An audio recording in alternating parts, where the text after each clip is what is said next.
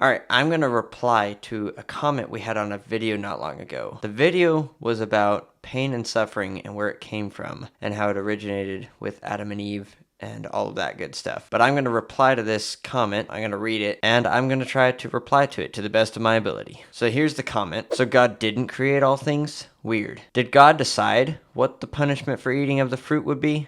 Could he have done it differently? Be careful how you answer. One way or another, you're going to limit your God.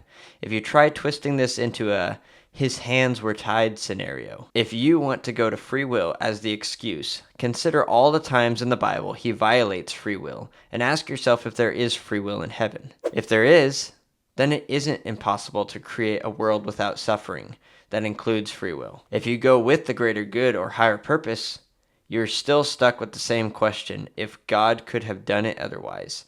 If he was unable to enact his greater good without suffering, then he is not omnipotent, just impotent. So I'm going to take it bit by bit. The first part is talking about, could God have made it otherwise? That's kind of actually what the whole thing's talking about. Could God have made things differently? But the first question is actually, does God decide things? Does God choose what is and what isn't? And that's a good question. That's a big question. Does God decide what is good and bad? Does God decide if there's pain or no pain? Does God decide free will, no free will? And it's very interesting because for there to be a right and wrong, you must have a determiner of that. And that determiner must be objective. So that's the question. Does God get to decide what's right and wrong? Well, using the words deciding is a little interesting because that makes it sound like he could just change his mind. And for something to be objective, that means that it's unchanging. So we actually have to dive into more than just did God decide these things and can God decide these things. We have to dive in more into who is God? Because I don't think God necessarily just decides things. He's like, oh, I feel like deciding that this is right and this is wrong. It's more about who God is. God doesn't just love. He is love. And a product of him being love is that he loves and that love is good. Okay? Whatever God is good. So if God is love, then love is good. If God is charitable, then charity is good. If God is giving and not selfish, then giving is good and selfishness is not good. Anything that God is good. Anything that God isn't is not good.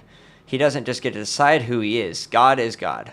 He doesn't change. So, could God just have decided what is good and bad? I don't think that's necessarily how it works. But there are some things, definitely, that he does get to decide. Like, it's not in his nature to say that he had to give us free will.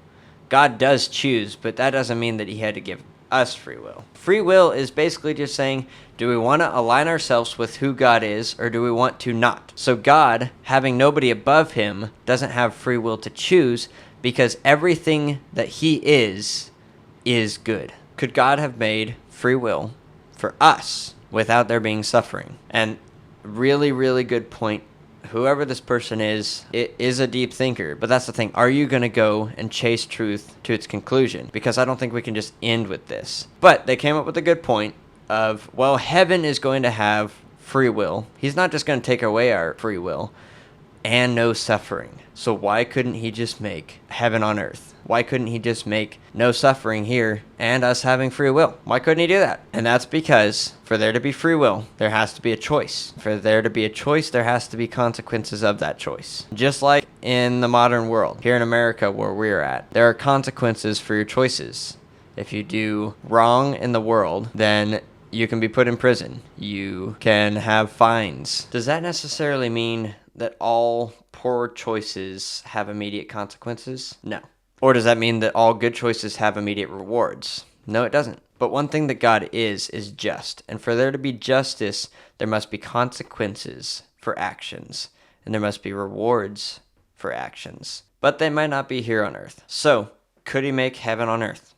Could he make earth without suffering? I don't think so. Because of that choice. If he made earth without suffering and there being no consequences, eternal or immediate, then we ultimately would not have free will. We would just be robots, and there would be no love, there would be no grace, there would be no forgiveness, there would be no all the things that God is. We wouldn't be able to demonstrate them because we're just doing what God makes us do. But then there is definitely the question, which this comment brings up: how can a good God, like we've tried to talk about before, how could a good God allow there to be suffering. And we can totally understand him allowing suffering for people who have done wrong.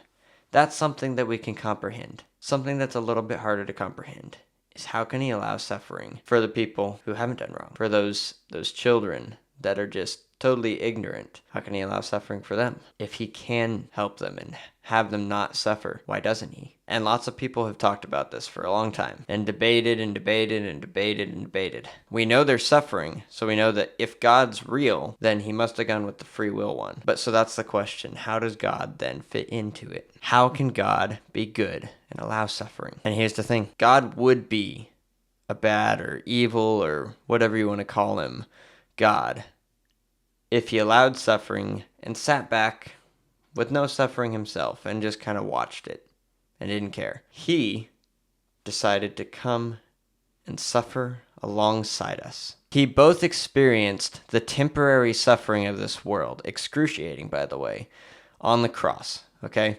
So he was crucified. In the Roman crucifixion, they were really good at what they did. They knew how to hurt people. So he experienced our physical, in-the-moment suffering while we're here on earth. But then guess what? He didn't even do just that. He then took all our eternal suffering onto himself so that we didn't have to experience it. But there's still the free will decision in between us and that eternal suffering. We have to accept Jesus Christ. We have to accept what he did. He did it for whoever would believe in him. So for me, that's the only way that you can have a good God that allows suffering. And he doesn't allow all suffering. He does step in. I've seen and heard of so many miracles of him stepping into the temporary suffering and healing children and healing the sick and healing the hurting. So he does step in, just not every time. Because sometimes on earth, we do need a little reminder of our choices. But the big thing is,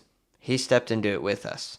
There is no other religion or worldview that has a God, has the God, or the many gods, or whatever, step into the world and suffer with the creations. They're all high and mighty, but our God humbled himself. And so the difference between a good God and a bad God is, will this God humble himself and come and suffer with his creations? Live bold, speak truth, and show love. Oh, hey. So we brought you to this side of the camera because we're looking for leaders. We created this 12-week study guide for leaders, and this is the handbook. So you'll notice in our YouTube series, we have our first 12 videos are just the basics of apologetics. And we created this handbook to go with them. So we want small groups to know about this and for leaders to stand up and teach apologetics to them. So we created this for the leaders, and we want to share this resource with you. So if you're interested in leading a small group through evangelism and apologetics training, reach out to us and we will be happy to supply you with one of these. And then the videos are all free on YouTube. Feel free to reach out to us. We'd love to connect with you about apologetics and evangelism.